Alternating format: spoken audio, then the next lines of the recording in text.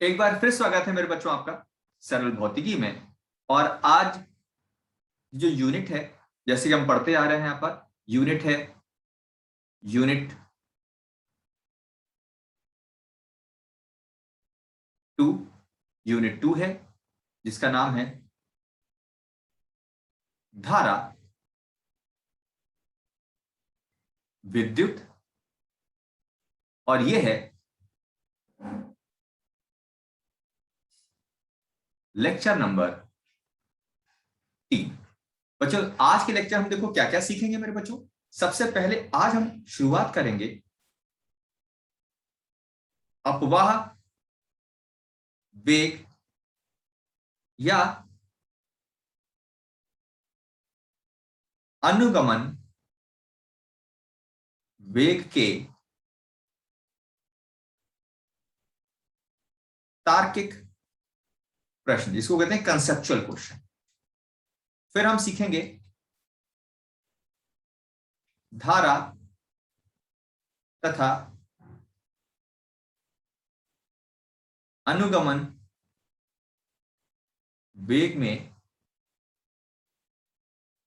संबंध।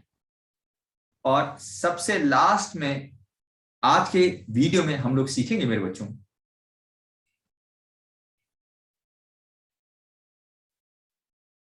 ओम का नियम तथा इसकी उत्पत्ति।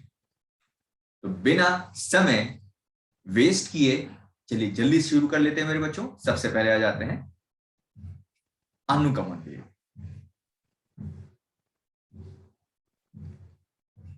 अनुगमन वेग, इससे पहले लेक्चर नंबर 2 में अनुगमन वेग का सूत्र हम लोगों ने सीखा था मेरे बच्चों।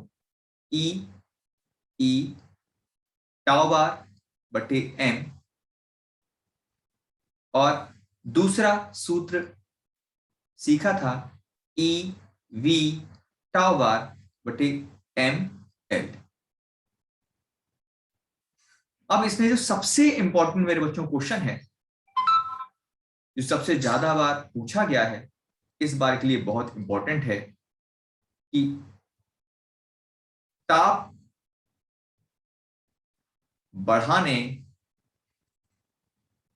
पर, मात्रा जरा सही कर ली जाए, हिंदी पढ़ाते हुए हिंदी तो अच्छी से होनी चाहिए नहीं बच्चों।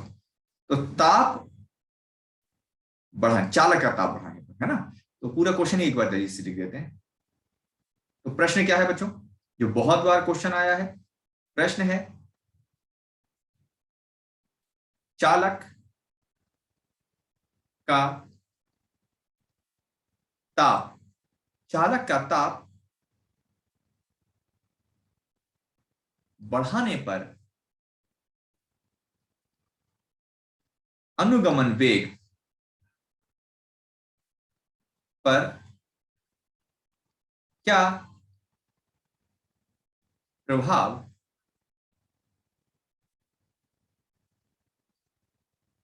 पड़ेगा।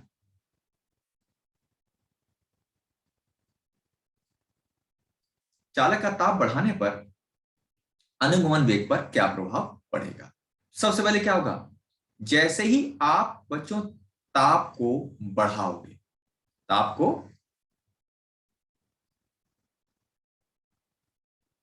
बढ़ाने पर, जैसे हम ताप को बढ़ाएंगे मेरे बच्चों, जैसे ही ताप को बढ़ाएंगे, तो ताप को बढ़ाने पर क्या होगा, ताप को बढ़ाने पर बच्चों क्या होगा, जो श्रांति काल है,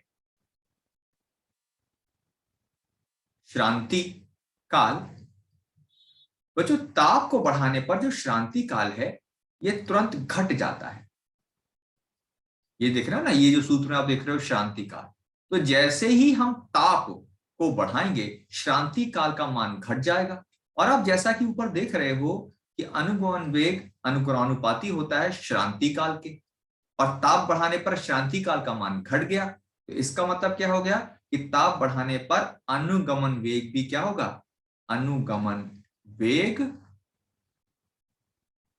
घट जाता है। यानी पूरे क्वेश्चन का आंसर क्या हुआ कि चालक का ताप बढ़ाने पर अनुगमन वेग पर क्या प्रभाव पड़ेगा। इसको अच्छे से नोट कर लेना बच्चों, बहुत इंपॉर्टेंट क्वेश्चन है। तो चालक का ताप बढ़ाने पर अनुगमन वेग पर क्या प्रभाव पड़ेगा, तो इसका उत्तर हो जाएगा बच्चों कि चालक का ताप बढ़ाने पर अनुगमन वेग का मान क्या होगा मेरे बच्चों, अनुगमन वेग का मान घट जाता है। ठीक, ये तो पहला प्रश्न हो गया। दूसरे प्रश्न बना, प्रश्न नंबर 2। ये सारे मैं इंपॉर्टेंट क्वेश्चन कर रहा हूं कि यदि वैद्युत क्षेत्र का मान 2 गुना कर दें तो अनुगमन वेग पर क्या प्रभाव पड़ेगा। अब इसका उत्तर क्या होगा, देखो फिर से हर चीज का उत्तर सूत्र से आएगा। अनुगमन वेग का सूत्र क्या है बच्चों, ई टाउ बार बटे एम। अब क्या क्वेश्चन कहा गया कि वैद्युत क्षेत्र का मान दुगना कर दें, इसको कितना कर दिया, 2 गुना। अब ये दोनों कैसे हैं, जो वीडी अनुपाती है ई के, तो जब ई को 2 गुना कर दिया जाएगा तो वीडी का मान भी बच्चों कितना हो जाएगा, 2 गुना हो जाएगा। इसका मतलब क्या हो गया कि ई यानी वैद्युत क्षेत्र का मान, ई मतलब वैद्युत क्षेत्र का मान 2 गुना करने पर, वैद्युत क्षेत्र का मान 2 गुना करने पर अनुगमन वेग भी 2 गुना हो जाएगा। ठीक है, अच्छा ये क्वेश्चन भी बड़ा, ये ऑब्जेक्टिव क्वेश्चन, अगर मान लो ऑब्जेक्टिव पेपर आया तो ये बड़ा इंपॉर्टेंट है कि जैसे कहा जाए, जैसे मान लो कहा जाए इनमें से कौन सा उत्तर सही है, जो वैकल्पिक प्रश्न होते हैं ना बच्चों उसके, कि एक में लिखा है वीडी अनुपाती ई की घात 1/2, एक में लिखा है वीडी अनुपाती ई, एक में लिखा है वीडी अनुपाती ई की घात 0, एक में लिखा है वीडी अनुपाती ई स्क्वायर, और पूछा जाए इसमें सही विकल्प चुनो, तो उसमें सही विकल्प क्या होगा मेरे बच्चों, सही विकल्प हो जाएगा ये वाला वीडी अनुपाती ई। ठीक है, चलो ऐसे ही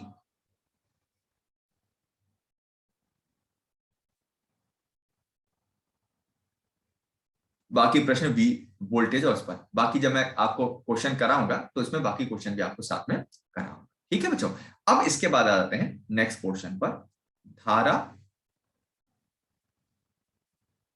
तथा अनुगमन वेग में संबंध, धारा तथा अनुगमन वेग में संबंध, ये भी बहुत इंपॉर्टेंट है बच्चों। इस पर एनसीईआरटी में न्यूमेरिकल दे रखे हैं, इंपॉर्टेंट टॉपिक है, जरा उसको समझते हैं बच्चों। मान लेते हैं ये मेरे पास क्या है, कोई एक चालक मान लेते हैं। ठीक है, ये क्या मान लेते हैं बच्चों, एक चालक तार मान लेते हैं, एक ऐसा चालक तार मान लेते हैं, या चालक तार का एक ऐसा हिस्सा मान लेते हैं, इसका नाम रख देते हैं अपन लोग ए बी। इसकी लंबाई कितनी मान लें, चलो इसकी लंबाई मान लेते हैं बच्चों एल, और इसमें धारा बहाने के लिए क्या होगा, इसमें मान लेते हैं क्या होगा, इसमें धारा कितनी बह रही है, इसमें धारा मान लेते हैं, धारा बह रही है आई। अच्छा बच्चों, अगर धारा ए से बी बह रही है तो जैसा कि मैंने लेक्चर नंबर 1 में बताया था, देखो सारे लेक्चर क्रम से पढ़ना मेरे बच्चों, और नोट्स बनाते जाना, आपको कहीं दिक्कत नहीं आएगी बोर्ड एग्जाम में। ठीक है, तो यहां पर ये जो इलेक्ट्रॉन है, ये इलेक्ट्रॉन कैसे गति कर रहे होंगे, ये विपरीत दिशा में, और जिस वेग से गति करेंगे उस वेग का नाम क्या होगा, अनुगमन वेग। ठीक है मेरे बच्चों, तो ए बी क्या हो गया, ए बी वास्तव में क्या होगा, एक चालक तार है जिसमें प्रवाहित धारा ए से बी है, और इसके अंदर मुक्त इलेक्ट्रॉन बी से ए अनुगमन वेग वीडी से गति कर रहे होंगे। ठीक है, और इसके अनुप्रस्थ काट का क्षेत्रफल कितना मान लेते हैं, ये हो गया इसके अनुप्रस्थ काट का क्षेत्रफल ए।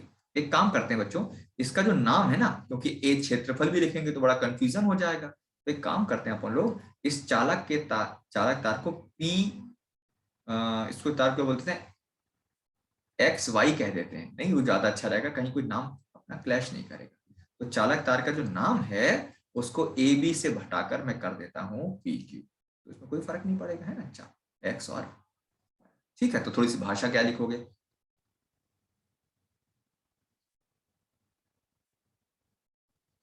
माना एक्स वाई एक चालक तार का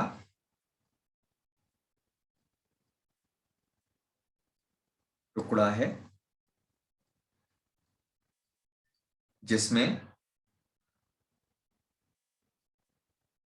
एकांक आयतन में मुक्त इलेक्ट्रॉनों की संख्या स्मॉल n है, प्रवाहित धारा I, प्रवाहित धारा बच्चों कितनी है, I है। माना एक्स वाई एक चालक तार का टुकड़ा है जिसमें एकांक आयतन में मुक्त इलेक्ट्रॉन की संख्या n है, प्रवाहित धारा I है, तथा इसके भीतर मुक्त इलेक्ट्रॉन धारा के विपरीत दिशा में अनुगमन वेग vd से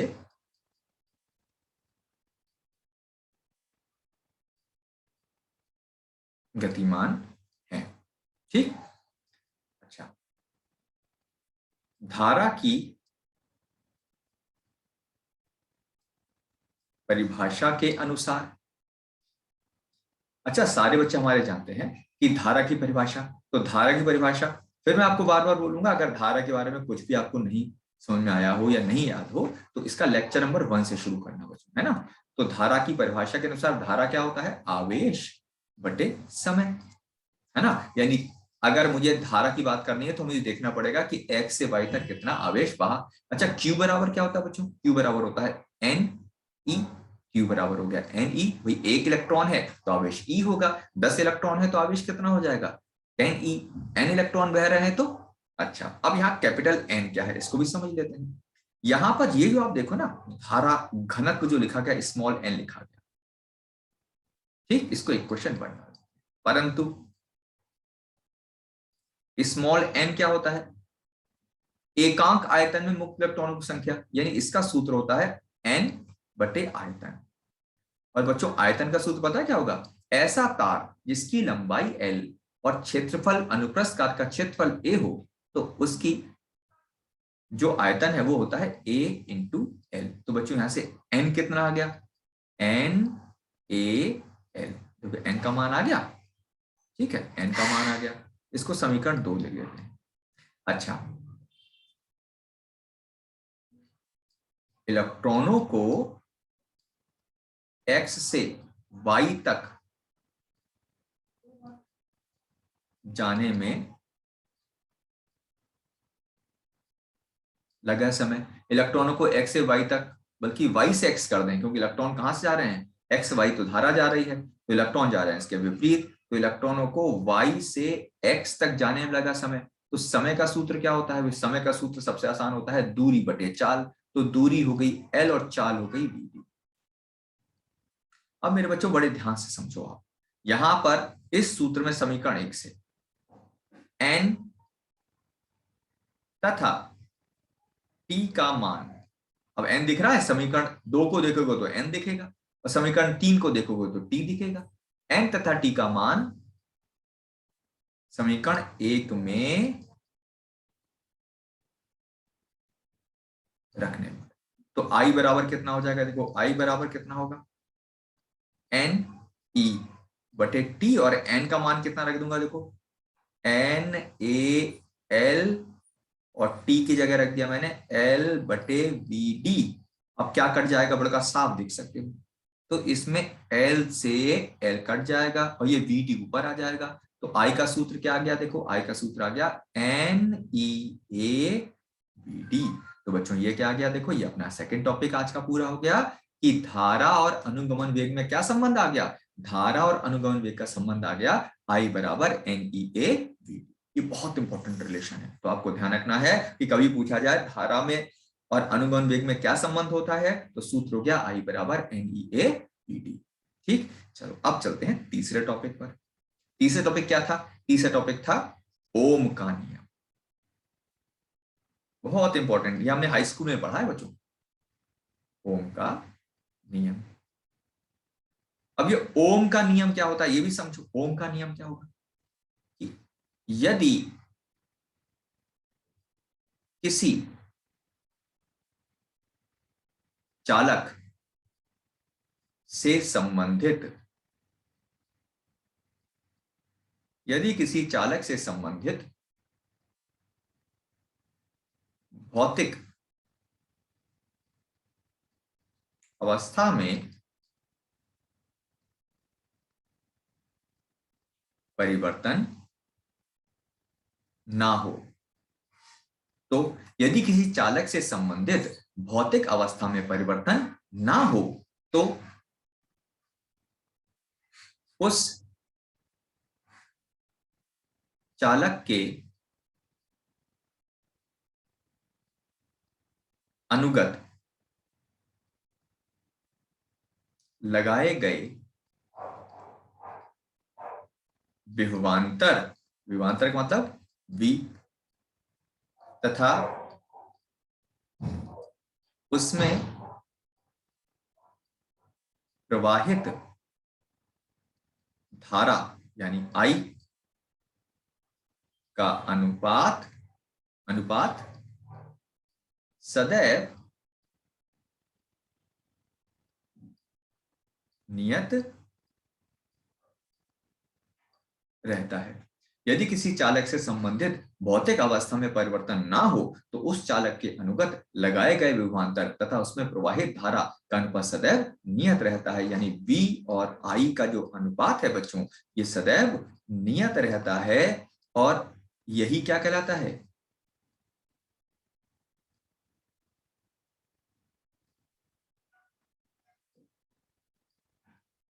यही ओम का नियम है। यही क्या कहलाएगा बच्चों, ओम का नियम कहलाता है। ठीक, अब इसका जल्दी से उपपत्ति या प्रूफ समझ लेते हैं। बहुत आसान प्रूफ है बच्चों से। हम क्या सीखेंगे मेरे बच्चों, हम सीखेंगे आज का लास्ट टॉपिक, ओम के नियम का सत्यापन। ओम के नियम का सत्यापन सीख लो मेरे बच्चों। ओम के नियम का सत्यापन क्या है, जैसे मान लेते हैं मेरे बच्चों कि ये कोई भी मेरे पास एक चालक मान लेते हैं। ठीक है, ये कोई चालक तार मान लेते हैं, चालक मान लो, तार मान लो। ठीक है, और इसमें कितना विभवांतर लगाया, मान लेते हैं मेरे बच्चों इसमें मैंने विभवांतर लगाया V। विभवांतर कितना लगा दिया बच्चों, इसमें मैंने V विभवांतर लगाया। और V विभवांतर लगाने से इसमें बहने वाली धारा कितनी हो गई, I। ठीक, तो यदि किसी चालक के अनुगत V तर लगाने पर उसमें प्रवाहित धारा का मान I हो तथा चालक के भीतर मुक्त इलेक्ट्रॉनों का अनुगमन वेग BD हो तो I बराबर कितना हो जाएगा बच्चों? I बराबर अगर बात करें हम लोग तो I बराबर कितना हो जाएगा? I बराबर हो जाएगा NEA BD। परंतु BD का मान किसके बराबर होता है? EB टावर अपॉन ML, जो आज के लेक्चर में सबसे पहले सिखाया मैंने आपको। देखो बताया, देखो लिखा हुआ है आज के लेक्चर में, ये लिखा है ना, देखो BD बराबर EV टावर बटे ML, है ना। तो यहां पर VD बराबर EV टावर बटे ML। समीकरण 2 से VD का मान समीकरण 1 में लगाने पर, समीकरण 2 से VD का मान समीकरण 1 में लगा दो, तो कितना हो जाएगा? तो समीकरण 2 तो I बराबर कितना हो जाएगा? NEA और VD की जगह लगा देंगे EV टावर बटे ML। ठीक है बच्चों। अब यहां पर थोड़ा सा एडजस्टमेंट करेंगे। क्या एडजस्टमेंट करेंगे? I बराबर V एक जगह कर दो और बाकी सब चीजें इकट्ठी कर लेते हैं। क्या क्या है ऊपर ध्यान से देखो, NE² टावर A बटे ML। ठीक है, ये पूरा आ गया इस तरह से। अच्छा, इसको थोड़ा चेंज कर दो, इसको ऐसे लिख दो, ML बटे NE² टावर A बराबर V बटे I। देखो क्या किया, समझने की कोशिश करो बच्चों। हमने क्या किया, इस पूरे हिस्से को तो यहां ले गए और I को इसकी जगह ले आए, और ये जो ऊपर दिख रहा था ना, ऊपर वाला हिस्सा ये दिख रहा है, ये दिख रहा है, ये वाला हिस्सा, इसको कहां ले गए? देखो बटे में ले गए इसके। देखा? तो आगे आप सुनो, यदि